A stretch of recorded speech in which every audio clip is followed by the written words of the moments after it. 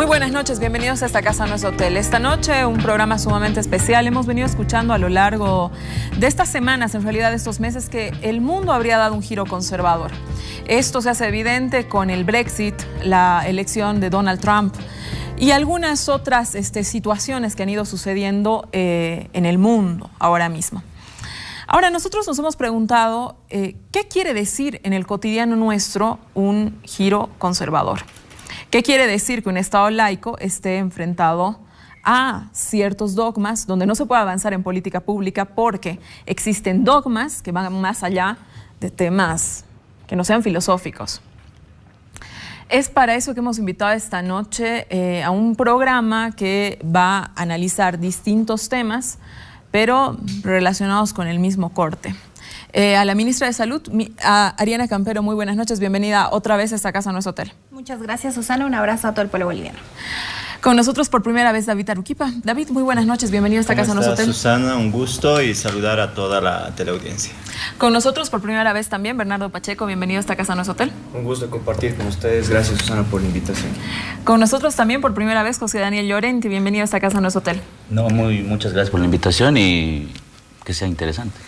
Ojalá. Bueno, antes de empezar, muchas instituciones a raíz de las publicaciones que hemos hecho en el programa me han llamado con la intención de participar.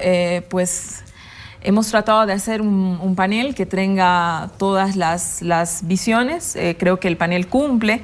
Esperamos que en las próximas entregas de los programas puedan estar las instituciones, aquellas que nos han llamado.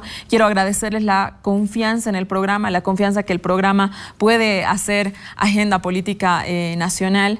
La confianza en querer estar en nuestro espacio. Va a ser así porque este programa se compone de diferentes visiones, de diferentes instituciones, de diferentes puntos de vista. Es lo que hace grande Esta Casa No Es Hotel. Vamos a empezar contigo, Bernardo. A ver, el origen del matrimonio. A raíz de unas declaraciones que ha hecho el padre Pérez en esta semana, donde básicamente indica que aquellas personas que estuvieran divorciadas, etcétera, las descalifica, las pone en una bolsa de desplazados de la vida. Tomando en cuenta de 7 de cada 10 personas en este país se divorcian, me interesa mucho que empecemos por el principio, por el matrimonio. Esta es una figura civil, una figura religiosa. ¿Cómo se constituye y por qué desde el punto de vista de la Iglesia Católica era tan difícil extinguirlo? Bueno, vamos a empezar diciendo que, evidentemente, las declaraciones de Padre Pérez, él ha pedido unas disculpas también, también la ministra se encuentra aquí. Es pertinente hacer eso, ¿no? Es pertinente recalcar esta disculpa porque no se puede descalificar a nadie para la participación en un debate público, ¿no? Ni en lo público ni en lo privado, y hay que entenderlo desde la perspectiva de decir, una persona que tiene una trayectoria de trabajo en Bolivia, en la comunicación social, en el servicio social, que encuentra un cierto tipo de frustración, de desesperación frente a unos debates que a nuestro parecer están siendo muy mal llevados, ¿no? La pregunta que me hace Susana, decir el matrimonio, dónde tiene su origen, dónde no tiene su origen, eso es complejo, ¿no? O sea, hay estudios antropológicos, psicológicos que hablan del matrimonio como unidad, núcleo de la sociedad en diferentes sociedades, en diferentes aspectos y pues a partir de cierto momento la mayoría de las sociedades lo aceptamos y lo entendemos desde una perspectiva, ¿no? Que de alguna manera se asocia también a la perspectiva que tiene alguna fe o algunas profesiones de fe como la católica también, por ejemplo, ¿no? Ahora, la extinción del matrimonio evidentemente representa una fractura en la sociedad, ¿no? Representa una fractura en las familias. No podemos decir que haya algunas personas que acudan al matrimonio como principio civil o como principio religioso, como se lo quiera ver, pero que estén predeterminadas o estén con la perspectiva del fracaso. Eso es como complicado, ¿no? Decir, o sea, uno acude a estos elementos con la perspectiva de lograr un éxito para un aporte, ya sea personal, ya sea a la sociedad, ya sea al Estado. No, sin duda, esos temas, ¿no? Claro. Evidentemente nadie se divorcia feliz y evidentemente nadie lo toma como un éxito, un divorcio. Es tanto así que el Papa Francisco hace 2 años atrás, hace 1 año atrás, dice textualmente: no se puede condenar a la tortura vivir junta a gente que no se quiere, ¿no? Es la primera vez que la Iglesia Católica reconoce el divorcio como un hecho real, como un hecho que sucede. Y entonces ahí un poco surge que si la máxima autoridad de la Iglesia Católica, además el líder político más influyente, como lo es el Papa Francisco, hace esta certera anotación, mandando un mensaje finalmente de amor a quienes militamos la religión católica, ¿no es cierto? ¿Por qué existe todavía resquicios de la Iglesia Católica que condenan tanto el divorcio? No es que se condene. Yo no lo veo desde ese punto de vista. O sea, yo tengo, por ejemplo, matrimonios, ex matrimonios cercanos. Tenía un primo que es muy comprometido con la iglesia, o tengo una amiga que es muy comprometida con la iglesia y tienen matrimonios que han terminado en un divorcio y ellos me decían que se sentían perfectamente acogidos por la iglesia en sus circunstancias, sobre todo con Papa Francisco y la encíclica o esta declaración apostólica Amoris Laetitia, donde se habla de esto, ¿no? Se habla del amor, se habla de empezar una iglesia que en vez de ser una iglesia que tiene santos, una galería de santos, tiene más bien un hospital de enfermos, de mucha gente herida, de mucha gente que está buscando respuestas a su situación particular, y una de estas respuestas están buscándola en el divorcio, ¿no? En decir algo que les ha pasado muy doloroso dentro de su familia, que seguramente no es solamente doloroso para quienes son esposo y esposa, sino también para los hijos, ¿no? Entonces hay que comprenderlo, creo yo, desde ese lado, de decir, bueno, Papa Francisco nos abre y nos llama también la atención a muchos católicos o a muchos cristianos que probablemente caemos en una actitud condenatoria frente a estas situaciones, a decir, no hay que tener estas actitudes, sino más bien hay que abrir los brazos a brindarles soluciones y respuestas a los problemas específicos que están pasando estas personas. Me da mucho gusto escuchar tus reflexiones, ojalá las escuche el Padre Pérez también. José Daniel, ¿el divorcio desde tu perspectiva crea una situación de disfuncionalidad dentro de una sociedad? No, en lo absoluto. El divorcio en realidad es una reivindicación femenina, digamos. El divorcio ha nacido como una especie de réplica ante los matrimonios injustos. El divorcio en ese sentido es liberación, no es fracaso. Desde ningún punto de vista nadie se divorcia, o sea, dicen nadie se divorcia feliz, ¿no? Más bien mucha gente se divorcia feliz, porque no vive dentro de ese enclaustramiento que era la institución del matrimonio, digamos, ¿no? Entonces yo creo que el divorcio, más verlo como algo peyorativo, digamos, porque de alguna manera se lo ve como, soy divorciado, ay, pobrecito, pues es divorciado, digamos, más bien es una persona que se ha dado cuenta que no tiene por qué seguir arrastrando algunas cadenas que no responden a su interés. O sea, desde ese punto de vista el divorcio más bien es liberación. Adriana. Parecido. Aquí te hemos cambiado el nombre varias veces. No te preocupes. Ariana, el matrimonio es una institución jurídica reconocida en la Constitución Política del Estado. Nuestra Constitución, en la parte reglamentaria, reconoce y dice que solo hombres y mujeres pueden casarse. Sin embargo, en la parte dogmática indica que todos tenemos derecho a casarse, todos tenemos los mismos derechos. Entonces, en ese sentido, ¿por qué no pueden casarse hombres con hombres, mujeres con mujeres, cuando todos los bolivianos tenemos el derecho a casarnos? Bueno, sí, en primer lugar, esta institución, que es el matrimonio, está reconocida también en el Código de la Familia, ¿no? Ahora, seguramente habrán varios países en avanzada que ya aprobaron mediante ley o mediante alguna norma en específico la aprobación del matrimonio igualitario, ¿no? Yo creo que Bolivia ha ido avanzando de manera acelerada en estos últimos 11 años en la identificación de los derechos de todas y todos que vivimos en el Estado Plurinacional de Bolivia, ¿no? Es por eso que incluso nos constituimos como un Estado plurinacional en reconocimiento de nuestra diversidad. Y en este sentido creo que es y ha sido muy importante, espero no pasarme al otro tema, pero ha sido muy importante el reconocimiento por medio de la Ley de Identidad de Género, que creo que es el primer paso para reconocer y poder avanzar a mediano o largo plazo en una posible autorización, no sé si sea el término, o reconocimiento del matrimonio entre personas del mismo sexo, entre homosexuales, transexuales, etcétera.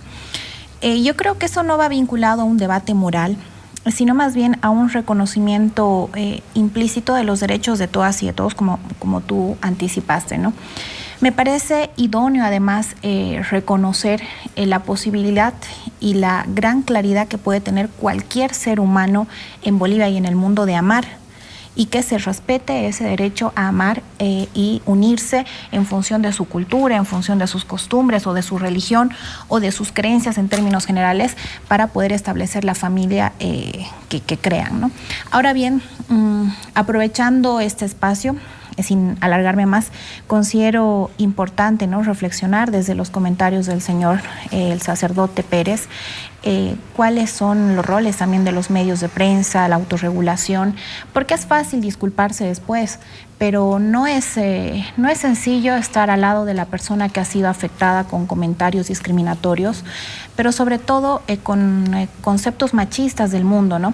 Y en lo particular, además de los ministros y ministras de Estado que hemos sido desplazados por la vida, de manera personal una vez y de manera reiterativa, será por mi soltería, por mi juventud o porque soy mujer joven, se manifiesta de forma machista de que las mujeres tenemos que ejercer cargos acostándonos o teniendo relaciones sexuales o ciertos vínculos amorosos con autoridades de alto rango. Entonces creo que eso también es una ofensa a la mujer trabajadora, intelectual, que lucha día a día, estudia, se esfuerza para poder lograr un cargo o para poder trabajar por el país, ¿no? Entonces también eso aclararlo, ¿no? Así es, ministra. Bueno, en eso ninguna mujer que estamos en medios de comunicación estamos exentas de ese tipo de comentarios. Pero a mí me llama la atención un poco, ministra, que habiendo una ley de racismo y discriminación donde las causales de discriminación tienen que ver con discriminar a personas que sean divorciadas, a personas que sean solteras, a personas por profesión, etcétera. No haya habido ningún tipo de reacción ante este tipo de declaraciones. O sea, más allá de la autorregulación que debemos tener los medios de comunicación, existe legislación, y existe legislación clara en cuanto a la ley de racismo y discriminación, que evidentemente el viceministerio tiene que tomar cartas en el asunto y empezar a hacer cumplir. Es decir, yo no puedo decir y mandarme en la televisión lo que me da la gana. Hay un principio básico, hay leyes y hay principios básicos de respeto con las personas. David, la comunidad LGTB, entiendo que ahora ustedes están en reuniones, venías y nos contabas que estabas ya todo un fin de semana en el tema de empezar a armar una agenda política alrededor de tu organización. ¿Piensan presentar algún recurso abstracto, por ejemplo, para hacer velar el derecho que ustedes como individuos, como bolivianos, tienen a casarse? ¿Cómo estás, Susana? Un saludo a toda la mesa. Creo importante ver todo el recorrido histórico que el colectivo TLGB de Bolivia ha realizado en nuestro país, y ahí sí, en este momento me pongo el sombrero con el que he ido surgiendo, he ido reforzando también esta lucha política, que es el pensamiento feminista, ¿no? O sea, no podemos desconocer, ¿no?, como movimiento TLGB, como gays, como lesbianas, como trans, la fuerza ideológica feminista que nos ha permitido aliarnos, hacer movimiento sólido con el movimiento de mujeres, movimiento feminista, para poder transformar esta vida de desplazados, si quieres, ¿no? Esta vida de desplazados, que cuerpos controlados por el Estado, por la Iglesia y por otras instituciones, pues teníamos que conectarnos para poder transformar esta sociedad. Entonces, en ese sentido, esta lucha que tú mencionas y también que menciona la ministra, no es de ahora. Es una conquista histórica, ¿no? Es una conquista histórica. Yo tengo 20 años de activismo, ¿no? 20 años de activismo que trabajo con las mujeres, y hay muchas mujeres que tienen una historia todavía mucho más amplia en nuestro país y que todavía está acompañando estos procesos. Entonces, creo yo que el momento en el que el movimiento, el colectivo TLGB de Bolivia y los movimientos TLGB, porque ahora hay muchos con diversas características, el movimiento que politizamos nuestra sexualidad, visibilizamos nuestra sexualidad así públicamente, y no únicamente en esferas de discusión de sexualidad, VIH-Sida solamente, porque esa era la restricción, ¿no?, que se nos permitía, ¿no? Y aquí está la ministra de Salud, era ese el espacio. Sí. Cuando había un tema de salud pública, VIH-Sida, uso de condón, ¿no?, el tema de sexualidad, y listo. Ese era nuestro tema y nuestra acción, ¿no?, nuestros puntos de acciones. Pero el momento en que planteamos que la sexualidad es el derecho más humano de todos los derechos y que desde la sexualidad politizamos, vemos la vida económica del país, vemos nuestra vida laboral, vemos nuestra vida de afectos, de construir familias, que nosotros decidimos hacer familias, proyectos de vida conjunta por un derecho legítimo, pues entonces empezamos esa lucha y también a discutir sobre la familia y las familias, porque eso nos ha costado también. Eso ha sido una conquista política, que el Código de Procedimiento de Familias ahora tenga este plural familias. No ha sido tampoco un tema gratuito, porque si no estábamos expectantes como colectivos LGB, movimientos de mujeres y otros movimientos respecto a la discusión de estos temas, tal vez nos quedábamos con una conformación de familia, hombre y mujer, como estaba en la primera propuesta de ley. Entonces, ahí viene toda esta lucha y abrir las puertas justamente por el derecho que tú planteas, el derecho a que todos los ciudadanos y ciudadanas de este país pues tenemos a conformar estas comunidades de afectos, estas familias, ¿no? Estas otras familias que existen en nuestro país, en esta pluralidad, ¿no? Entonces, obviamente que estos días, y quiero saludar a todos los miembros del colectivo LGB de Bolivia que seguramente están viendo también allá en nuestro espacio de reunión, que mañana sacamos la resolución justamente, hemos discutido el tema de las familias y cuál va a ser nuestro procedimiento y articulación. ¿Nos puedes adelantar con algo? Otros. Obviamente que vamos a trabajar por el acuerdo de vida en familia, que es un tema que constitucionalmente está abierto y posibilita el Código de Procedimiento Familiar, ¿no? Habilita para que todas aquellas familias que han sido desplazadas, no reconocidas, si quieres, en este país, pues tengan un elemento normativo para su reconocimiento, ¿no? Esa es una agenda primordial que la estamos trabajando y es algo prioritario.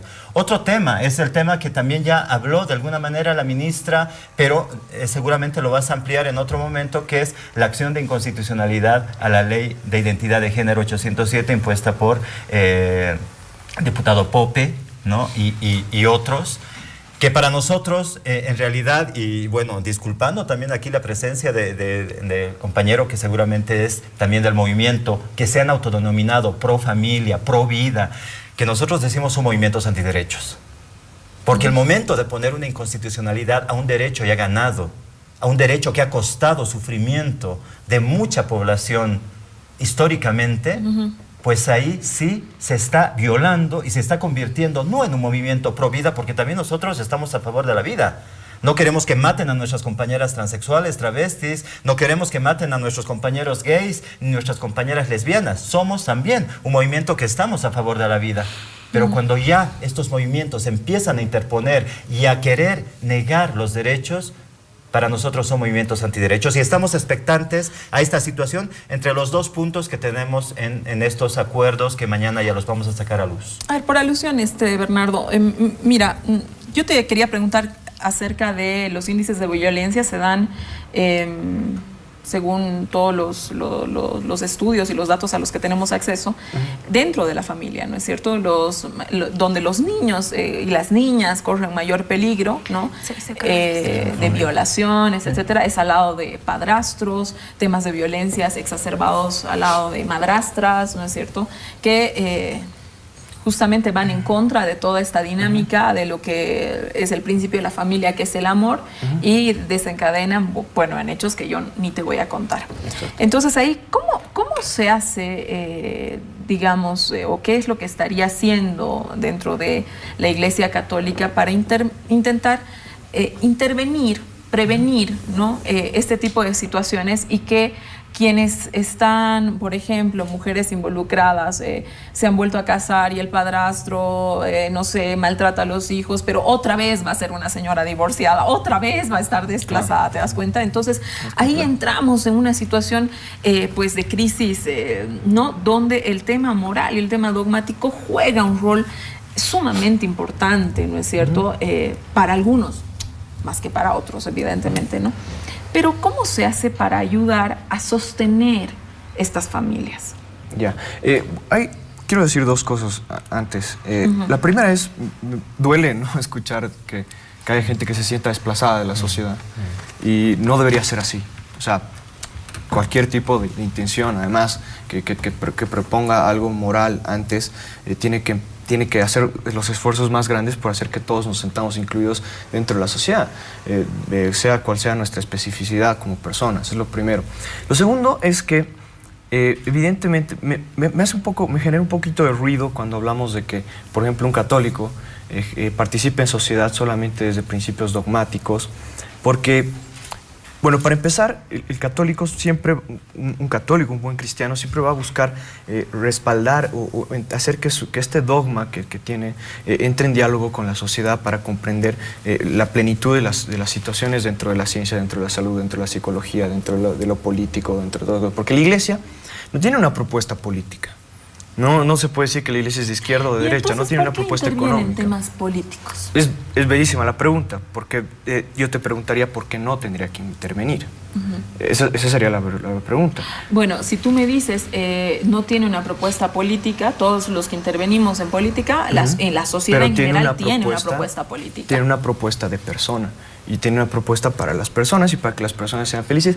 Y esto es bien importante verlo porque habías hablado al principio de un Estado laico, por ejemplo, ¿no? Es decir, evidentemente sí genera ruido también que la Iglesia quiera participar como parte de la sociedad en el Estado laico, pero hay que hacer una precisión ahí de diferenciación en cómo nuestro Estado es laico o es laicista, ¿no? O tiene una laicidad positiva o es laicista, ¿no? Entonces encontramos estados que son fundamentalistas, que tienen la ley a la par del de la ley religiosa a la par del Estado. Entonces eso no somos nosotros como Bolivia. Tampoco somos un Estado laicista, porque un Estado laicista dice que, bueno, ningún tipo de religión es positiva para el desarrollo de la sociedad, por lo tanto el ejercicio de la religión está prohibido, ¿no?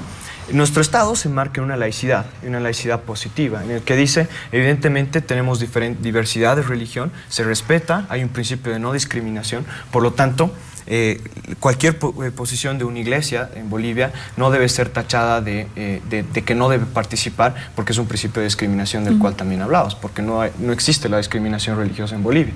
Entonces, nuestro Estado se marca en esta laicidad positiva, en la que asume que una dimensión del ser humano es la religión y que es una dimensión como asume que es positiva, ¿no? Entonces hay que alentar la práctica de este tipo de situaciones del aspecto religioso. A ver, de las me gusta mucho escucharte en el sentido de que tú dices que la Iglesia ahorita está, tiene un mensaje de la búsqueda de la felicidad de la sociedad.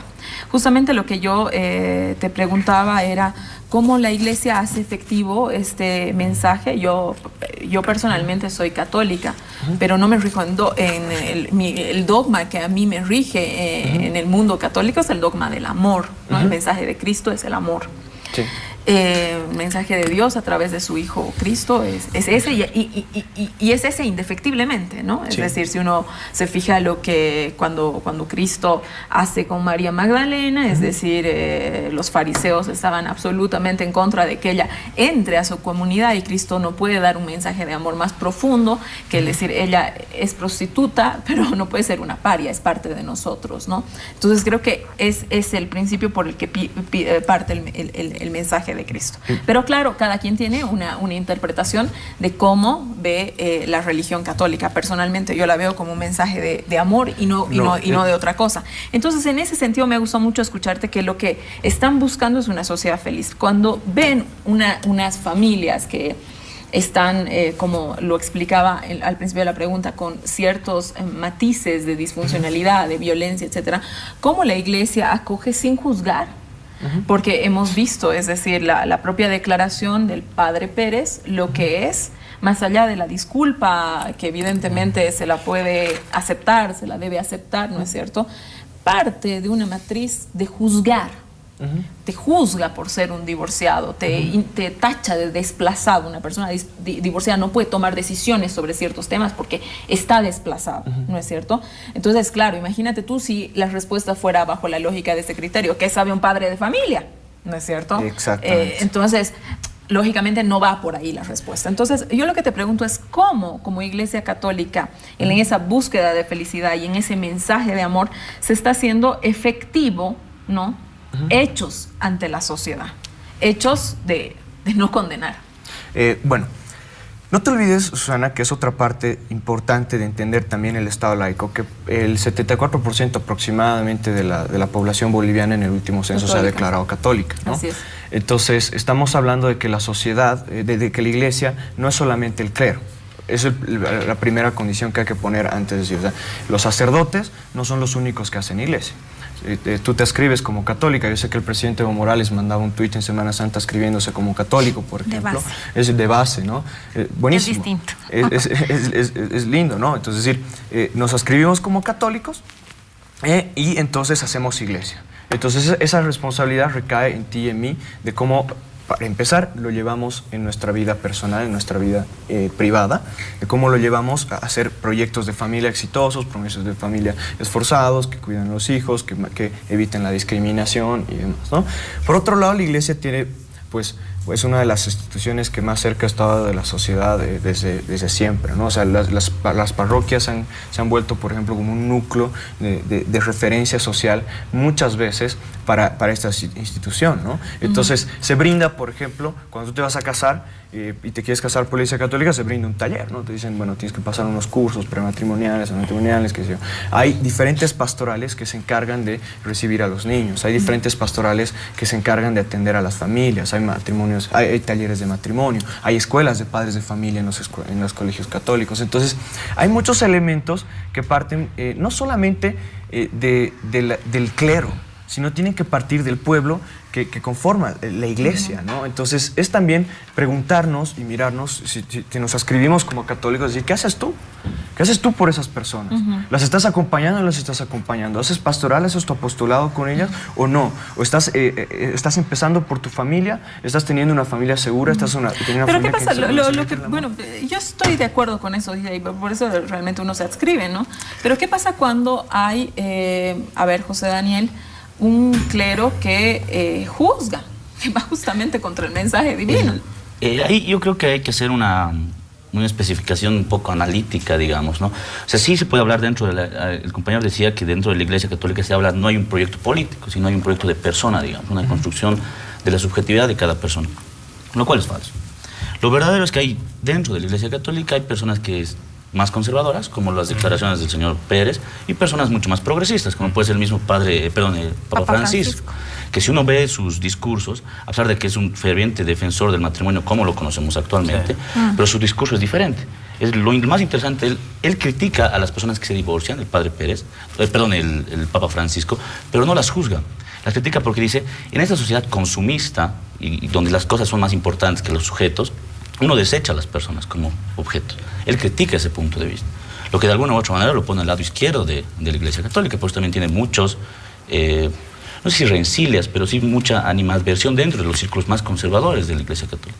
Entonces, ahí es donde hay que entender que hay círculos dentro de la Iglesia Católica que pueden ser de izquierda, por denominarlo de alguna manera, y otros de derecha. Y es ahí donde vemos, porque hay una separación entre el clero, digamos, las altas jerarquías católicas, en su mayoría conservadoras, y el pueblo de base católico, digamos, ¿no? Es por eso. En este caso, a ver, vamos contigo y luego contigo. Sí, justamente en el tema de esa separación entre el clero, la estructura, ¿no? Que la doctrina religiosa, obviamente, históricamente ha sido pues, el papel de controlar sobre la sexualidad y los cuerpos de las mujeres y de todos aquellos que representaban una forma de subordinación o de miedo. Y la mirada que la Iglesia ha planteado siempre, pues, ha sido en las diversas interpretaciones, ¿cuál es el papel de la mujer? ¿No? El papel de subordinación de la mujer frente a la familia, frente a la sociedad, frente a estos espacios para tener este control, ¿no? Entonces yo creo que esa es una historia que yo diferencio, y eso claramente, yo soy parte de una comunidad religiosa, soy parte de la comunidad de las iglesias, que sabemos que todas estas realidades que estamos viviendo acá, pues están presentes en estas comunidades, pero ya la doctrina es realmente la que está planteando estos mensajes, ¿no? Porque se está generando estos discursos justamente de violencia o en algún momento hasta de incitar al odio hacia el otro, ¿no? Y eso es histórico. Porque cuando hemos planteado el tema de la ley de identidad de género, cuando se plantea el tema de acuerdo en familia, la Iglesia está ahí generando que eso no se puede, que el matrimonio es entre hombre y mujer, o sea, a rajatabla defendiendo, y es una doctrina. No hay forma de entrar a una mesa de diálogo y cambiar esa doctrina. Claro, eso es ¿no? fundamental. Sí, claro, porque es una doctrina, es fija. Es fija, es esto y se escribe de esta manera y punto. Puedo conversar con él, con Bernardo, puedo conversar con todo, pero en base a la doctrina te plantea no. ¿No? Y ahí podemos hasta discutir históricamente cómo ha sido la persecución hacia las mujeres sabias, ¿no? Antes que la cacería de brujas, ¿no? Cómo han sido, ¿no? Perseguidos los homosexuales. En este ¿no? caso... Entonces ahí hay una situación, ¿no? Sí, yo creo que se tiene que hacer una mirada histórica, ¿no? Del comportamiento, dividiendo el clero, la institucionalidad de la dirigencia de la Iglesia Católica con la de sus feligreses, con la de sus creyentes de esta religión. Y en este caso creo que dentro de la misma iglesia incluso hay diferentes tipos de jerarquía y diferentes tipos de líneas en la Iglesia Católica, los franciscanos, los jesuitas, etcétera, que tienen distintos modos de actuar dentro del pensamiento religioso de la Iglesia Católica. Ahora, pero con lo que decía el compañero Bernardo, creo que también sí, hay algunos sectores de la teología de la liberación, más que todo algunos jesuitas, que sí han estado al lado del pueblo, pero tampoco podemos olvidar el rol que ha cumplido el clero jerárquico de la Iglesia Católica a nivel mundial y durante siglos de años, apoyando gobiernos dictatoriales, generando lo que decía David, la masacre, la persecución a las brujas, a las herejes, indígenas, a los indígenas en nuestro continente. Por ejemplo, a mí me encantó escuchar una versión muy avanzada cuando el Papa Francisco el año pasado pedía perdón por los miles de asesinatos y violaciones a nuestros tatarabuelos y tatarabuelas en respecto a eso, ¿no? Pero yo creo que hay que tener una mirada amplia, ¿no? En sí, ¿cuál es el rol ahora que debe cumplir la Iglesia? Despolitizarse. Pero además, su otro rol que debe cumplir es, sí, llevar el mensaje para aquellos que sienten o creen en una religión determinada, y eso creo que es para todas las iglesias, en el marco del respeto a lo que cree el otro o a lo que cree la otra persona, ¿no? Eso es fundamental para el principio del respeto a los derechos, y cuando tú empiezas a respetar un derecho, empieza su aplicación del mismo con la finalidad de vivir en un país con armonía, en un país que tenga las grandes posibilidades de poder mejorar y aplicar sus normas, ¿no? Me tengo que ir a un corte, quédese en esta casa, en nuestro hotel, volvemos y vamos a hablar del aborto.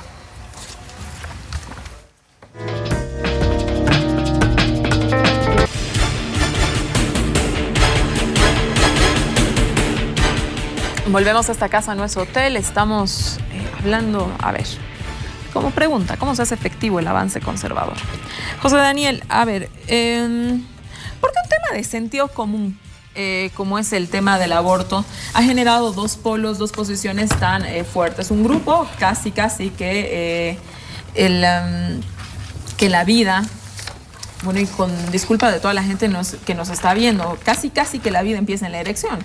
Y el otro grupo, ¿no es cierto?, que sobre el cuerpo, que el aborto básicamente es un derecho, ¿no es cierto? Entonces, son dos posturas antagónicas, muy encontradas, y al tratarse de un tema donde se involucra también temas de salud pública, ¿cómo no se puede encontrar un punto medio? Es realmente impresionante eso del debate del aborto, porque además de que despierta pasiones, a diferencia de otros temas, digamos, de diversa índole, también para políticas públicas, este es fundamental. Lo primero es que, y yo rescato mucho lo que ciertos grupos feministas radicales dicen, este es un tema que solo tenemos que hablar las mujeres, dicen. Por supuesto que tienen que hablar todas las personas de este tema. Todos pueden hablar y todas pueden hablar del aborto. El problema es que, lo rico de ese argumento está en el que haces un lado al hombre, como diciéndole, no te metas en mi cuerpo. Lo que de alguna manera es lo correcto, digamos, ¿no? No puedes reducir el rol de una mujer a ser madre. Una mujer en potencia es madre, pero en acto no tiene tampoco por qué ser. Lo primero es eso. Lo segundo es estos colectivos pro vida que de alguna u otra manera dicen que la concepción, digamos, de que ya es un pequeño embrión, creo, o cigoto, no sé cuál es la diferencia, creo que es en semanas nomás. Cuando es un pequeño, en días, ya tiene vida. Por supuesto que tiene vida, claro, pero es un puñado de células. Es un puñado de células que fácilmente puede ser expurgado, evitando que la mujer tenga que cerrar su vida a ser madre, valga la redundancia, y también al hecho de sacrificar su salud, ¿no? Porque al fin y al cabo, siendo penalizado el aborto como está penalizado, la mujer tiene que hacerlo desde otros mecanismos. Que al hacerlo de ocultas del poder, al hacerlo por atrás del poder, por supuesto, corre riesgo. Y entonces los pro vida, paradójicamente, terminan apoyando que la mujer tenga que ir a un lugar clandestino a realizarse el aborto y sacrificando su vida. La cantidad de personas que mueren, de mujeres que mueren realizándose abortos o que sufren, digamos, problemas de salud a posteriori, altísimo, digamos. Y en Bolivia debe ser de los más altos del mundo. Entonces, yo creo que ese es el tema, ¿no? La paradoja de los pro vida, que en realidad no son tan pro vida, y que yo, digamos, me inclino un poco más al radicalismo de estos ciertos colectivos, que son los que de alguna u otra manera han develado este debate, ¿no? Y han dicho, bueno, señores, esto es un tema de políticas públicas y es un tema de la sociedad, ¿no? A ver, Bernardo, el Estado ha planteado que el aborto solamente se puede dar en excepcionalidades y se plantea como respeto a la vida. Creo que todos hay un acuerdo básico, ¿no? Creo que no existe nadie que no respete la vida, pero existen casos, ¿no es cierto? Una niña violada por el padre, por el padrastro, que tiene 10 años y que está embarazada. Ya. Guarda, ¿no? Una madre cuya vida está en riesgo y que tiene 4 hijos. Ya. No. Es decir, yo quiero que partamos por el principio que se respeta la vida, pero que el aborto, desde mi perspectiva, jamás pues se da en casos que no sean excepcionales. El aborto no es un método anticonceptivo en este ni en ningún país. Ya. Entonces, ¿por qué hay ese abordaje tan desde la piel y no desde la salud pública? Yo pienso que el debate este debate está terriblemente mal llevado por varias circunstancias, por varias causas, ¿no?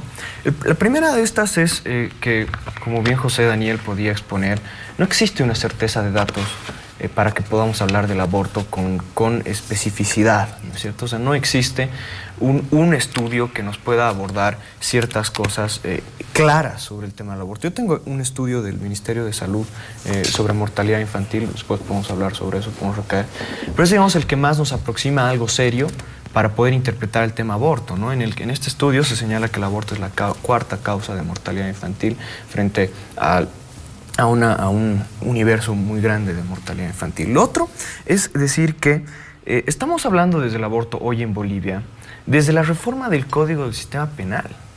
¿Okay? No estamos hablando de políticas públicas en salud, no estamos hablando de políticas públicas en educación, no estamos hablando de políticas públicas de otro tipo, sino estamos hablando de Código Penal. ¿Cómo se criminaliza o no se criminaliza el tema del aborto? ¿A quién se criminaliza? ¿A qué madres o a quienes la practican? ¿Dónde quedan los hombres que dejan a estas mujeres en este tipo de violencia? ¿Dónde quedan los médicos que hasta el día de hoy han estado haciendo prácticas ilegales? O sea, esa es una pregunta que nadie se ha hecho hasta el día de hoy en el debate público. Entonces es complejo porque en otra parte del Código Penal existe penas para violadores. Ya, bueno, eso es muy positivo. Está muy bien. También hay la ley en contra de la violencia a la mujer donde se hablan de ciertas cosas. Eso es positivo, eso es muy bueno. Lo otro que hay que decir es que me parece que está muy mal llevado desde una perspectiva meramente jurídica. Y quiero que quede claro también el hecho de decir, lo hablábamos con José Daniel en la pequeña pausa que teníamos, la Iglesia Católica quiere entender estas cuestiones científicas, quiere entender estas cuestiones de datos, se entrelaza completamente con estas cosas para decir que jurídicamente, el Estado boliviano, en su Constitución y en el Código Niña y Adolescente, ha decidido proteger el derecho a la vida del ser concebido, ¿no es cierto? Eso está explícito. Ahí en el Código Niña y Adolescente se lo puede leer y dice explícitamente que se defiende el derecho a la vida del ser concebido, ¿no? Entonces, por un principio de progresividad de los derechos humanos, es imposible que nosotros empecemos a plantear limitaciones a este reconocimiento de derechos. ¿Y ¿no qué es pasa cierto? con el derecho de la mujer? Con el derecho de vida también que tiene la mujer. Es decir, si una mujer corre riesgo, ¿no? A ver, yo te doy un dato. El 98% de los países del mundo, ¿no? el 98% de los países del mundo anteponen la vida de la mujer. Eso es muy claro, Susana. El 75% de los países del mundo ponen como una causal de aborto el tema de un problema físico y un problema psicológico de la mujer. Es decir, 7,5 de cada 10 países, ¿no? velan la salud de la mujer, que somos, a ver, quienes se embarazan son seres ya constituidos, que por ahí tienen otros hijos. Eso es muy claro, Susana, al hablar que decir, bueno, a pesar de que alguna porción de la sociedad, yo diría que una gran porción de la sociedad no está de acuerdo con eso, tenemos que recordar que en la legislación boliviana ya se reconocen 2 casos para el aborto legal, ¿no? Que son las primeras limitaciones que le hemos planteado a este principio de progresividad del derecho humano de protección de la vida del concebido. Uno es el peligro de vida de la madre y el otro es el caso de violación. Eso existe en la normativa boliviana, ¿no? Y yo me iría, digamos, a hablar un poco de lo que tú me dices de mujeres que están en peligro. Eso, la Iglesia, por ejemplo, te dice, eso hay que dejar, es una decisión que tiene que tomarla la ciencia. El médico, en la praxis, conoce cuáles tienen que ser los procedimientos para precautelar la salud tanto del niño como de la madre. Y el médico puede advertir y por los progresos de la ciencia, puede darse cuenta de ciertas situaciones. Cuando nosotros, jurídicamente, queremos empezar a plantear mayores limitaciones al respeto a la vida del derecho del ser concebido, estamos actuando jurídicamente mal. ¿Por qué? Porque ese es un principio reconocido por tratados internacionales, es un principio de derechos humanos que podemos conversarlo con cualquier abogado, que te plantea que cuando tú has reconocido un derecho, no puedes retroceder en el reconocimiento. Es como si, por ejemplo, reconocemos los derechos, por ejemplo, del colectivo de David, un día ya no vamos a poder retroceder en ese tema porque ha sido algo reconocido, ¿no? O, por ejemplo, es como si nos empezáramos a cuestionar si en algún caso, por ejemplo, sería bueno algún tipo de esclavitud. Entonces, y ya otra cosa que me genera un poquito de ruido es decir, estamos planteando el debate en esta dicotomía conservadurismo-progresismo. Pero me parece una dicotomía un poco mentirosa por varias situaciones. Uno, porque me parece que no es real para Bolivia, en el sentido de que es una dicotomía concebida en Occidente. Y en Bolivia, por nuestra constitución política, hemos decidido regirnos bajo otro tipo de principios que están claramente, eso dicen el vivir bien, y no nos estamos consultando qué quiere decir el aborto para este tipo de principios. Y lo otro es decir, ¿qué claridad tenemos cuando decimos... Desde tu perspectiva, ¿qué quiere decir el aborto para este tipo de principios? En cortito, porque ya me toca que vayamos a los panelistas. Yo quiero irme más al progresismo, porque cuando hablamos de progresismo, decimos... Yo tengo acá una lista de pensadores, por ejemplo, que son progresistas, ateos, y muchos ellos de izquierda, entre ellos, por ejemplo, Norberto Bobbio, entre ellos tenemos al señor Guterres, que es actual secretario de Naciones Unidas, y uno de los que más me gusta, Adolfo Pérez Esquivel, que se pronuncian en contra del aborto. Son progresistas, ateos, y la mayor parte de izquierda, y te puedo nombrar una lista grande. Okay. Entonces, en el decir, el progresismo, no sé, evidentemente, si es una postura, si el aborto es una postura progresista o no, porque todos estos señores de diferentes formas se expresan en contra del derecho del derecho. Es que ahí entraríamos a un falso debate, evidentemente, ¿no? O sea, el aborto, si se entiende como una postura de progresista o no progresista, estamos fritos. Si el aborto no se entiende como una medida de salud pública donde juegan donde juega la vida de la mujer, tomando en cuenta que esta Constitución y el Estado también lo han reconocido como defensa de la vida, sino marcando situaciones claras y específicas para el tema de lo del aborto. Había un dato que dabas en relación a mortalidad infantil. Es imposible que el aborto sea... Mortalidad materna. Dijiste infantil. Vale, ya está aclarado. Está aclarado y vale la pena hacer la aclaración. A ver, Ariana, a mí me interesa mucho que nos digas... ¿cuáles son las diferencias? Porque, a ver, Bernardo le ha dado en el clavo a un tema que la gente necesita saber. ¿Cuáles son las diferencias en el tiempo de la concepción? Hay, por ejemplo, países, ¿no?, que marcan 8 semanas. No, yo no sé por qué marcan 8 semanas. Hay otros países que marcan 12 semanas, ¿no? Otras legislaciones, la mexicana, por ejemplo, que dice que después de las 12 semanas ya no se podría realizar un aborto vía oral, médica, vía oral, ¿no? Con medicinas orales, sino que ya la tendría que realizar un médico, más no impide que después de las 2 semanas la realice, este aborto sea realizado por un médico. Entonces, a ver, acá se ha hablado de un tema de 8 semanas, pero no me queda claro, y creo que es importante, no sé si al resto de la mesa sí, es importante que la gente entienda las diferentes fases de la concepción, donde, por ejemplo, las Naciones Unidas empieza con, donde el feto empieza a sentir, por ejemplo, ¿no? Daniel hablaba de, se trata de un puñado de células, es un puñado de células, es decir, ¿dónde? ¿No? Es decir, pero yo no quiero hablar de la parte dogmática, religiosa, no nada. Quiero que nos enfoquemos en la parte científica, donde se apoyan esas normas de otros países. Bueno, sí, primero decir, ¿no? Ninguna mujer quiere abortar, es un principio, ¿no? Y segundo, no es un problema de debate dogmático ni religioso. Este es un problema muy pragmático y objetivo que tiene que ser debatido para evitar muertes de mujeres. Corrijo un datito, no es la 4ª causa, es la 3ª causa de muertes en Bolivia por un estudio postcensal poblacional que se realizó del último censo 2011 y lo que nos salta es que es el 13% del total de muertes maternas por aborto, ¿no? Y la mayoría clandestinos inseguros. Ahora, tu pregunta, Susana, me parece muy buena.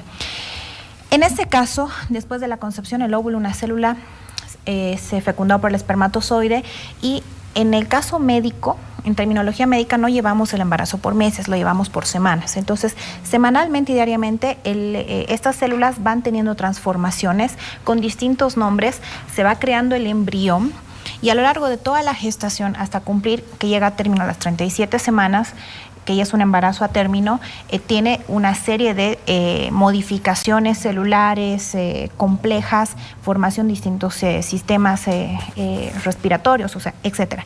En este caso, las primeras semanas lo que representa sí es un conjunto de células con diferentes nombres. Está la mórula, el blastocisto, cuando se implanta en el útero, y después se convierte en un embrión. Ahora, varias literaturas hablan del embrión hasta las 12 semanas, que sería más o menos 3 meses. Después de las 12 semanas ya se lo denomina hasta el momento del parto feto, ¿no? Entonces, en este caso... ¿Y de las 0 a las 12 semanas qué se lo denomina? Embrión. Embrión. Ajá. Hasta antes de las 12 semanas es el embrión. Ahora, ¿qué es importante mencionar? Porque a veces dicen, bueno, entonces está prohibido o puedes tú entender, sí, todo el cuerpo está compuesto por células de distinto tipo. Y en este caso, si yo hago, y cuidado las malinterpretaciones científicas, que eso hay que verlo bien, en este caso, ¿qué tal si hay necesidad de hacer una exéresis de cualquier lunar o un trasplante de órganos o una exéresis de una tumoración, etcétera, lo que fuera, puede ser hasta penalizado y eso no está bien. En las primeras etapas son células. Ahora bien, ya avanzando las consiguientes semanas hasta antes de las 12ª semana, sí es un embrión. Ahora, el tema, hay varios estudios de varios científicos, que estaba escuchando varios doctores anestesiólogos, especialistas del dolor, que hablaban hasta cuándo un feto siente dolor, etcétera. En realidad, se plantea que hasta después de las 12 semanas, o incluso algunas literaturas estaba buscando después de la 15ª semana de gestación, recién se podría considerar, una vez a partir de que empieza a formarse el sistema nervioso y que no está totalmente formado, que pueda tener que pueda existir el dolor. Pero otra cosa diferente es la percepción del dolor, que también eso va de la mano de procesos cognitivos, etcétera, ¿no? O de estímulos externos también. Y en este sentido, la corteza del cerebro humano, incluso después del parto, del nacimiento, hasta los 2 años, sigue en periodo de formación el sistema nervioso central y periférico. Es decir, hasta los 2 años de vida de un niño sigue en formación el sistema nervioso. Y en este sentido, estos estudios hablan de que antes de ese periodo, en ese periodo embrionario, no habría ni percepción ni sensación de dolor y sería embrión. Es por eso que en el caso de varios países se establecen hasta las 12 semanas y otros países, en el caso de Bolivia, en este anteproyecto de ley del Código del Sistema Penal, establece las 8 semanas, ¿no? Y hay unas variaciones según los periodos y las características de la formación y la complejidad de la formación del embrión que pueden llegar a diferenciarlo, ¿no? Pero en términos principales este debate se fundamenta en cuándo empieza el dolor, ¿no? Yo quiero mostrar solo, ese es el grande resumen que hice, pero este cuadrito es el estudio muerte materna. Y por eso decimos que es un problema de salud pública. Esté Por favor, penalizado. ahí está. Ok. Ahora sí. Esté penalizado o no esté penalizado el aborto, con causales o despenalizado totalmente, las mujeres van a seguir abortando en nuestro país, como lo hacen hoy todos los días. Se estima que 115 mujeres al año acceden a procedimientos, llegan al Sistema Nacional de Salud, sea Seguridad Social o público, con complicaciones por abortos inseguros realizados de distintas formas, accediendo a misoprostol, las pastillas, accediendo a centros clandestinos con las mínimas condiciones de higiene y salubridad y bioseguridad, generando incluso en el campo es muy común que tomen hierbas, que generen sangrados, abortos, etcétera, pero además es frecuente incluso el famoso boleo en las zonas rurales que genera un exceso de fuerza y desgaste físico que puede causar un aborto espontáneo, ¿no? Entonces, en este sentido, es una realidad, es un tema objetivo. Esté penalizado o no esté penalizado, hoy es la tercera causa de muerte materna en nuestro país.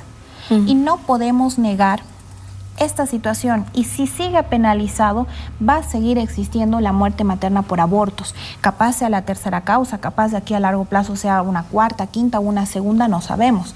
Ahora, ¿por qué dicen de que es difícil decirlo? Sí, obviamente es difícil tener registros precisos, hay que hacer estudios muy específicos, porque si está penalizado no podemos generar un registro específico legal para tú reportarlo, porque eso en teoría no se puede hacer, ¿no? Entonces también esa es la dificultad de poder tener un registro exacto, preciso, pero ese 13% va muy de la mano con el porcentaje de la OPS-OMS que da a nivel de la región, que establece que el 12% de muertes maternas es a causa del aborto, más que todo abortos en condiciones inseguras, ilegal o no legal, pero a causas de muertes o de abortos realizados de manera insegura.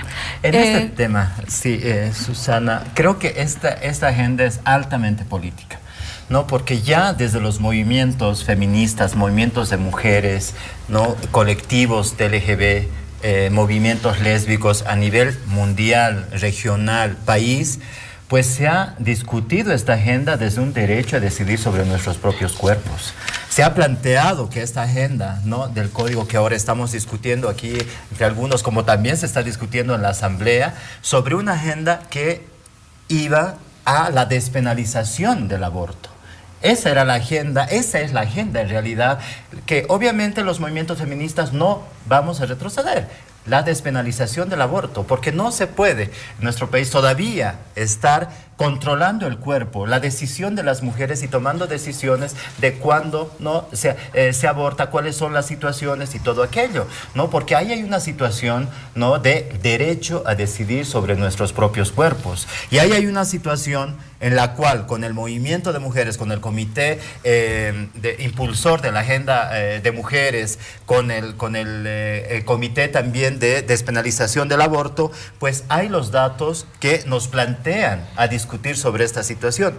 Por cierto, no se está despenalizando el aborto, simplemente se está ajustando y ya estaba en el Código Penal, ¿no? Las causantes para el aborto impune están, ¿no? Ahora, ¿qué es lo que se está discutiendo y qué estamos discutiendo? Porque me hubiese gustado también que aquí estén otros movimientos de mujeres, lo cual ha sido la solicitud en algún momento a Susana, que seguramente vas a abrir otros espacios para ella. Es justamente esta situación, que todavía sigue siendo una mirada paternalista, el plantear, ¿no? ¿Cuál va a ser la situación? Que las 8 semanas, las 12 semanas, se quedaron en las 8 semanas, ¿no? ¿En qué situaciones? Que se encuentra en una situación de calle o pobreza y por única vez. Entonces, todas esas situaciones ha sido altamente cuestionado también en el movimiento feminista, ¿no? Ha sido altamente cuestionado, pero ahí tenemos los datos, obviamente, de cuántas mujeres, 90.000 embarazos en mujeres menores de 20 años, 246 embarazos al día. No, la mayoría de esos embarazos no son planificados, ¿no? Entonces, ¿cuál es la situación, no? Porque yo creo que sí nos demos el tiempo para todos, porque son más de 80.000 abortos que se efectúan, ¿no? en el sí, país. Eso quiere decir y esos 200 al día. Claro, eso se ha discutido, se ha planteado, pero es importante que la ciudadanía conozca la situación, que estamos hablando no por una situación de que de la legislación únicamente, sino estamos viendo sobre datos reales y por qué tiene que discutirse ese tema desde una agenda de salud pública y desde una agenda que se están muriendo las mujeres, se están muriendo nuestras hermanas, se están muriendo nuestras amigas, ¿no? Por estas situaciones. Entonces, yo creo que esta agenda es altamente política y es una agenda que obviamente los movimientos feministas, los movimientos de mujeres tienen mucho que plantear, porque eso ya se ha discutido, ¿no? Entonces, en esta situación, creo también importante que ahora la interrupción voluntaria del embarazo, que esa es la agenda en realidad, pues ahora está reduciéndose a esta discusión, ¿no? Entonces, y ahora, en esa discusión existen estas manifestaciones de parte de ahí. Tenemos que ser claros, es de parte de la estructura también de la Iglesia Católica y de estos movimientos, ¿no? Que se autoidentifican, que nosotros planteamos como movimientos antiderechos respecto a esta situación. A ver, ¿no? me tengo que ir a un corte, pero vamos a volver contigo, Bernardo, y la pregunta de la despenalización del aborto no quiere decir forzar al aborto. De ninguna No es manera. legalizar el aborto. No es legalizar además, el aborto. Si alguien... Nadie aborta por deporte. Claro. Nadie, además, si alguien no quiere abortar, No la va a obligar porque la ley. tiene principios dogmáticos que así lo impiden, digamos, más allá de que por ahí las causales estuvieran presentes, pese a que la Biblia es dura con los violadores. El Éxodo marca claramente la muerte al violador, es decir, ahí la Iglesia Católica también sumamente dura, ¿no? Con la percepción de quien le haga daño a una mujer en violación, ¿no? Esto no se obliga, la despenalización no es obligar a ninguna mujer a que vaya a abortar, que como perfectamente lo dice José Daniel, ninguna mujer va feliz. Esto no se trata de un método anticonceptivo, es una decisión durísima, ¿no es cierto? Entonces, vamos a un corte y vamos a volver con tu respuesta, Bernardo. Excelente.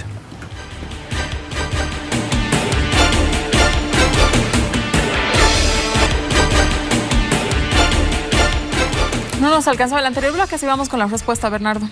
Bueno, hablábamos muy interesantemente sobre los datos que presentaban y la ministra bien nos decía hay que diferenciarnos sobre los datos de las 200 abortos practicados al día. 100 son son abortos espontáneos, los otros 100 son abortos inducidos, y de esos abortos inducidos hay que ver cuáles son legrados, cuáles son abortos practicados clandestinamente y qué sé yo. Pero a lo que yo quiero volver es al tema el tema científico también, un poco de dónde viene la vida, ¿no?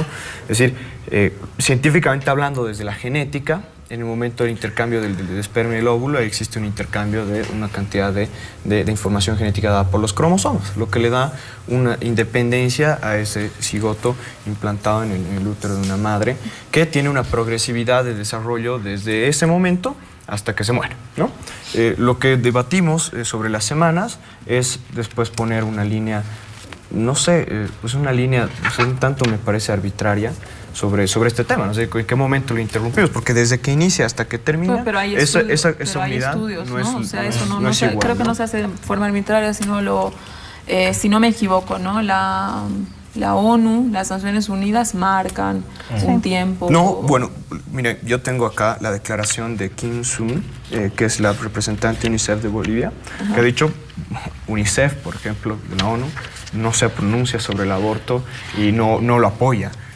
Dijo, Ojo, ¿no? dijo exactamente que no se pronuncia contra el aborto porque eso es algo que tienen que ver en su legislación cada uno de los países. Puedes volver a tomar la nota del deber y la declaración exacta es otra. ¿Hay recomendaciones? Claro.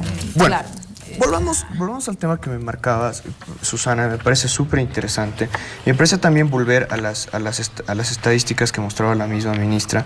Un gráfico que está antes del que nos mostraba la ministra, en el que el aborto es la tercera causa. Está este gráfico, ¿no? También del mismo estudio, en el que es, que me gusta más porque es las causas directas e indirectas de mortalidad materna.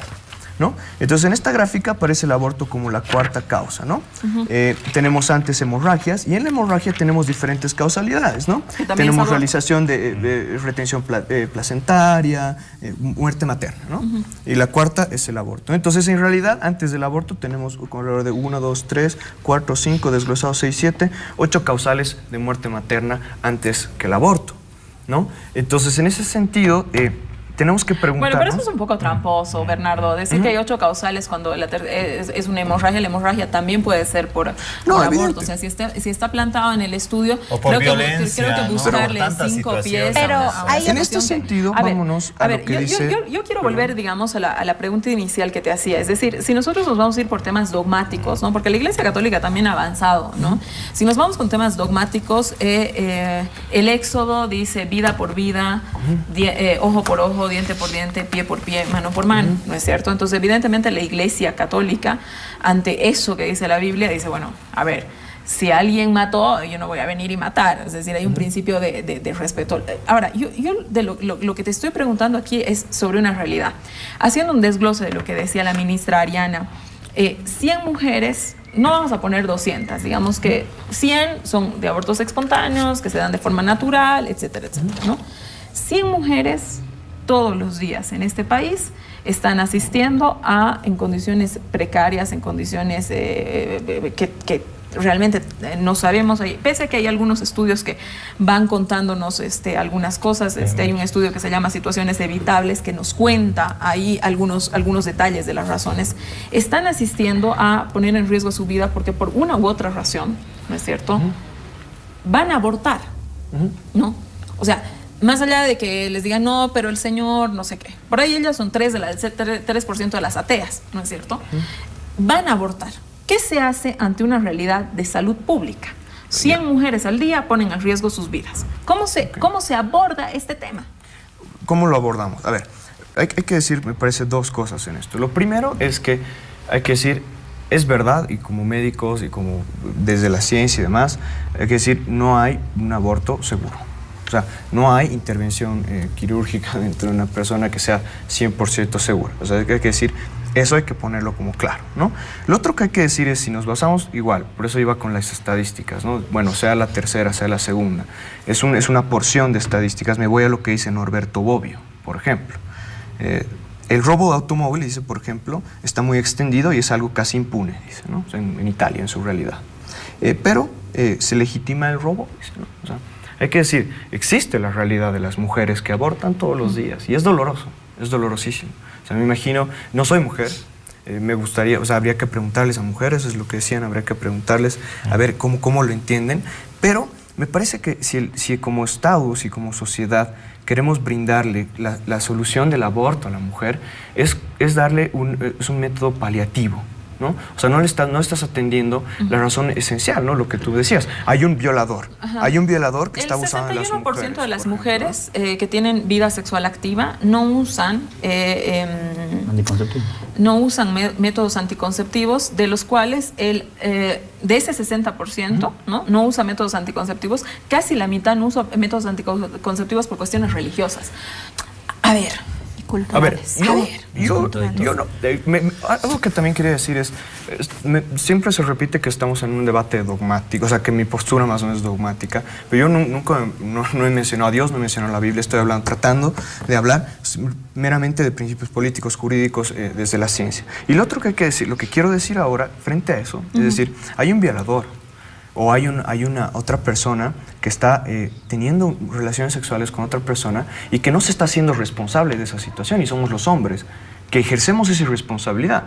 Yo veo el aborto también como una práctica extendida del machismo, y cuando el Estado quiere ofrecerle esa respuesta a la mujer del aborto, como el hombre que tienen relaciones sexuales con una mujer, que porque no están informados, que porque le ejerce violencia, que por diferentes circunstancias la mujer queda embarazada, ¿cuál es la respuesta desde el machismo?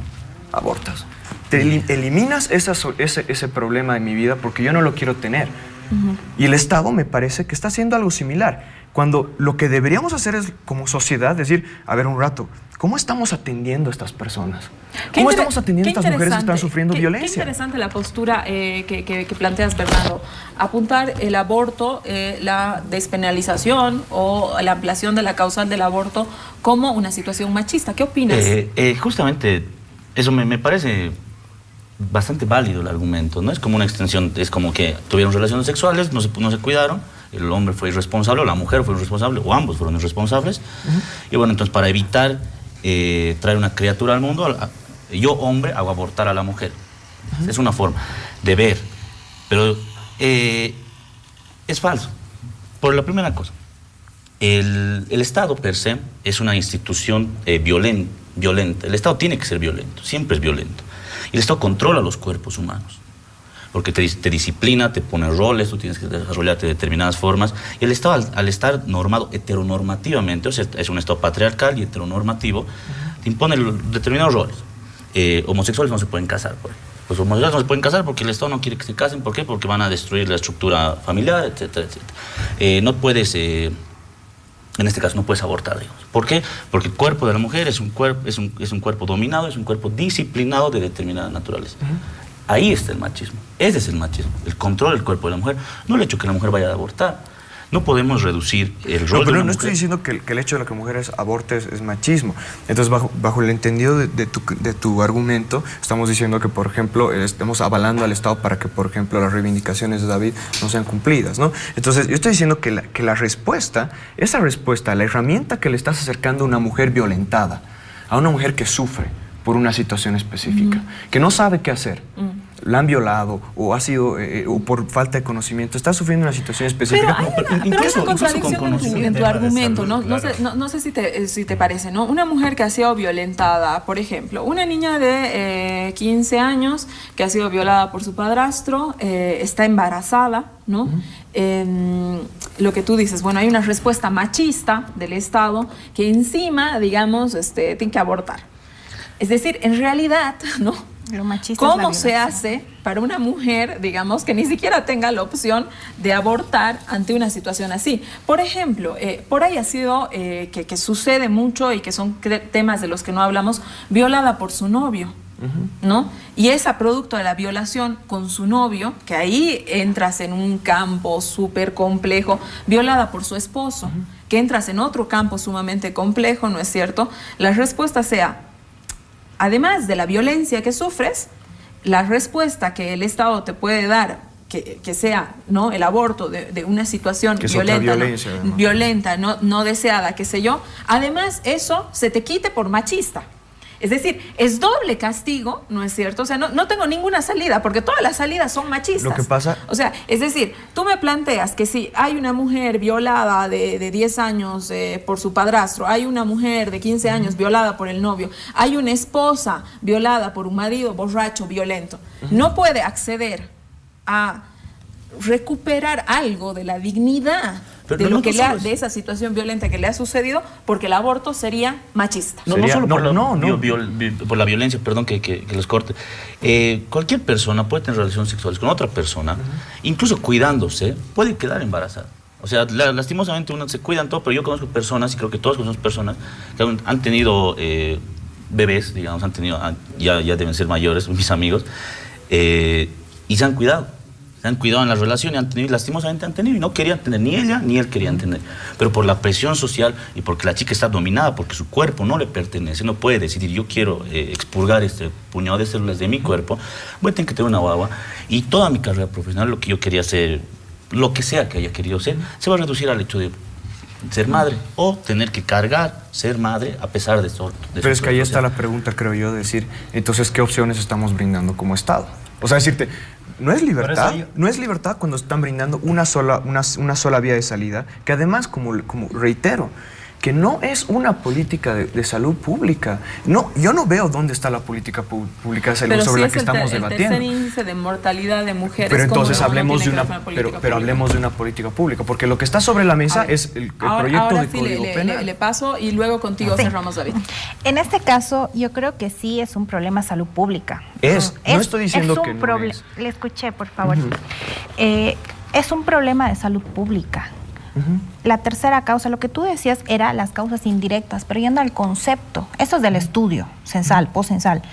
Está bien, son indirectas y pone antes a la tercera causa a causas externas, accidentes de tránsito, asesinatos, feminicidios, etcétera. Pero eso no está directamente vinculado con el concepto de muerte materna. Y yendo al concepto de muerte materna relacionado con cualquier agravación, etcétera, del embarazo, es la tercera causa, por eso es muerte materna, el aborto es la tercera causa. Pero ahora bien, hay políticas. Tenemos una ley 475 que se ha promulgado el 2014, y el 2014, en mayo. Y aquí establece dentro de los beneficiarios o beneficiarias está mujeres en edad fértil para recibir planificación familiar. Y en este caso, según nuestra ley de marco autonomías y juntando todas las normas, tiene que garantizar el Estado los métodos anticonceptivos. Pero yo voy a dar otro dato. Los garantiza, ministra. Ese también es una preocupación. Ese es un problema y hay que decirlo de manera clara.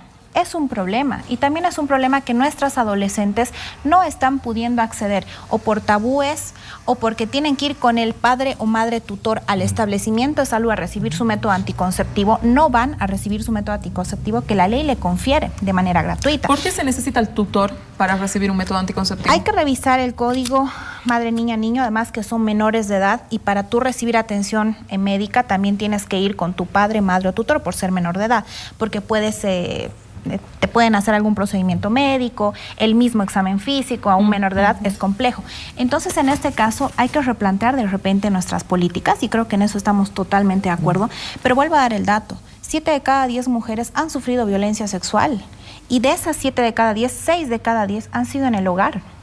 Vas a pedir a una mujer violada, vas a criticar a una mujer o niña o adolescente violada, ¿por qué no usó condón? ¿Por qué no usó un método anticonceptivo?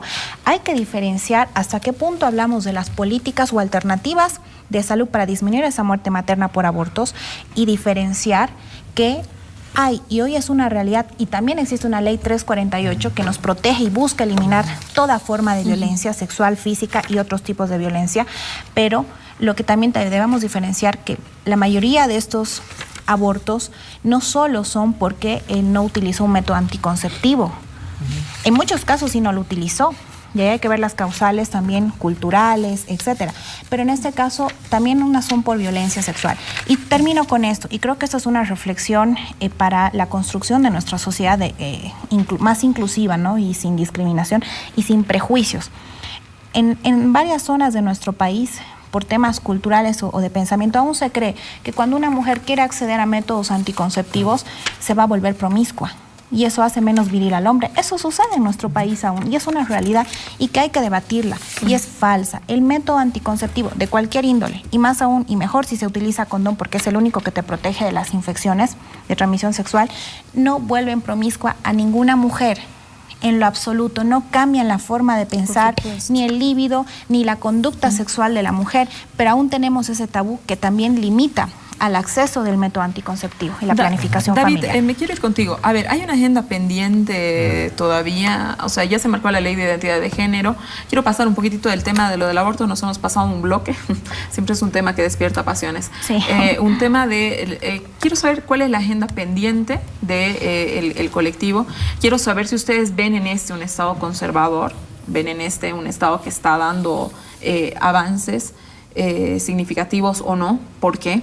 Me interesa mucho que desarrollemos un poquitito el tema porque es un tema que me ha quedado pendiente, que quería hablar en este bloque, que no me va a alcanzar, que es opción sexual. Bueno, han dado los datos estadísticos, han dado el tema de la mirada así exacerbada de lo científico, la demostración científica, y eso un poco me hacía retroceder, ¿no? ¿Cuánto se quería llevar todo el tema de la transexualidad, la homosexualidad al tema científico? Recordar que esto es una enfermedad, darle todo el sustento científico para reconocer que esto es malo, que esto es pecado, que esto es dañino, que esto va a ir en contra y va a corromper la fe. Entonces la cuestión, yo creo que ahí sí... Ahí yo quiero plantear este tema porque sí es un tema que nos apasiona, pero nos apasiona también políticamente, porque es una agenda nuestra, el tema del aborto, el tema de poder decidir sobre los cuerpos de las mujeres. Y yo creo, ahí nuevamente, que esa agenda del aborto pues está conectado, sí, con una mirada altamente conservadora del sistema, de nuestro sistema político, todavía con alta presencia, ¿no?, de intervención de la iglesia jerárquica en estas decisiones que impiden estos avances progresivos de nuestras legislaciones. Entonces yo creo ahí, ¿qué Estado laico estamos entendiendo o estamos hablando? Porque cuando empezamos a poner en la mesa del debate el Estado laico, aún hay, ¿no?, los temores de entender qué es Estado laico. Porque al hablar de Estado laico sí estamos hablando de un Estado democrático, estamos hablando de un Estado igualitario, que podamos estar en esta mesa con igualdad de condiciones. Estamos hablando con un Estado de libertad. Y creo que esa es la situación. Y la libertad pues se da en todo sentido, no en unas y en otras. Entonces estas posiciones, así hasta en algún momento de conveniencia, qué normas apoyo y qué otras no, eso está generándote constantemente en el debate público que nuestra política en Bolivia está altamente conservadora. Y en este sentido, si yo le pregunto a la ministra Campero, todo el Poder Ejecutivo está apoyaría el derecho a decidir sobre nuestra sexualidad, me dirá no todos. Y cuando pregunto a la Asamblea Plurinacional de Bolivia, ¿no?, toda la Asamblea Plurinacional apoyaría una legislación, ¿no?, como la Ley de Identidad de Género, se hizo, se pudo. ¿Por qué? Porque estaba constitucionalizada. No era ninguna ley haciendo un favor, digamos, ¿no?, porque ya estaba en la Constitución Política del Estado que se respeta el derecho a la identidad de género. Pero el momento en el que esto tuvo que hacerse, sí, con una presión de los movimientos sociales y con un trabajo que el 21 de mayo, que por cierto el colectivo TLGB de Bolivia está planteando a la Asamblea Plurinacional que se declare, y al presidente Evo Morales, para que se declare ese día como el Día de la población transexual y transgénero en Bolivia.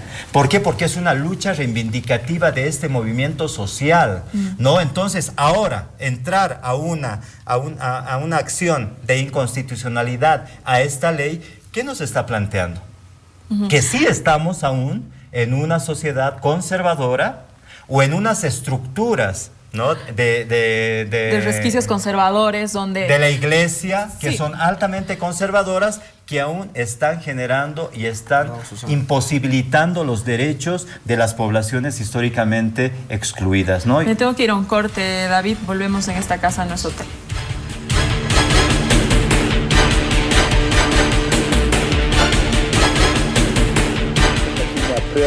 Volvemos a esta casa, no es hotel. Realmente al intermedio tampoco hemos parado porque, como decía David, son 3 temas densos, intensos, que merecen seguirse tratando, y bueno, este espacio se compromete a hacerlo. David, para cerrar, tenemos 30 segundos.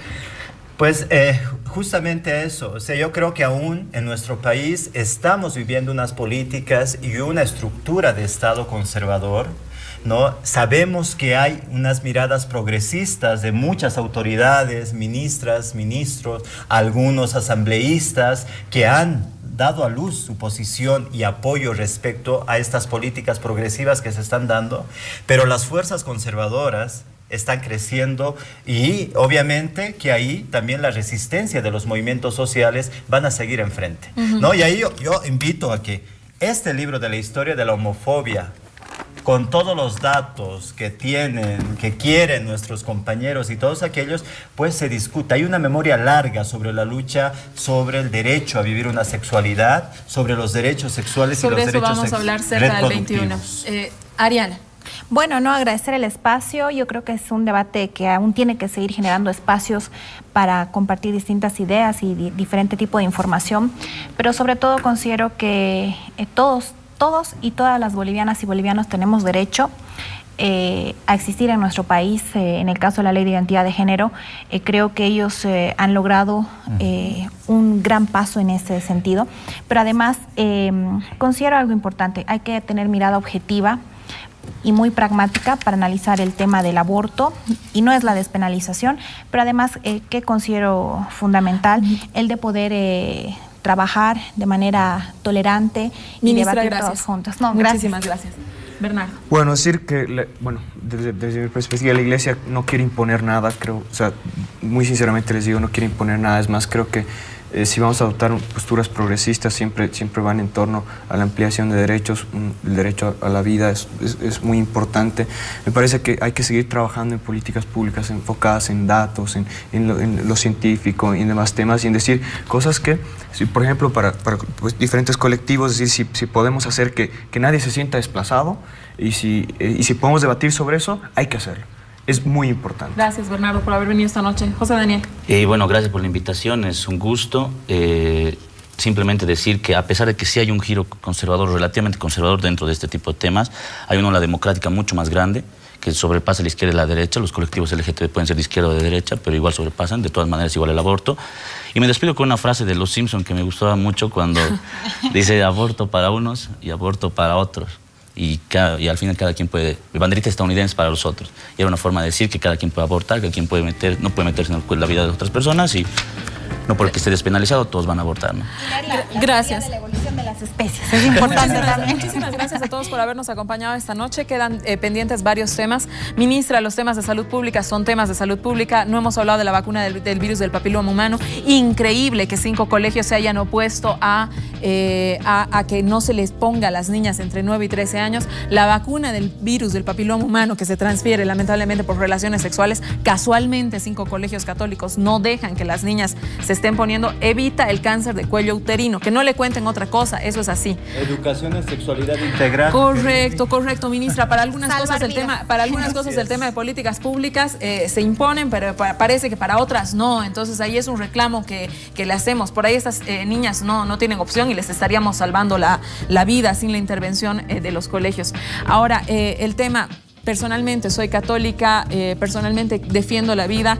El tema del mensaje de Cristo es fundamentalmente amor al prójimo que puede ser gay, amor al prójimo que puede ser una mujer que ha abortado, amor al prójimo que puede ser cualquier tipo de gente que en concepto de algunos padres son desplazados por la vida. Pero el mensaje de Cristo no desplaza a nadie. Muy buenas noches y hasta el siguiente domingo.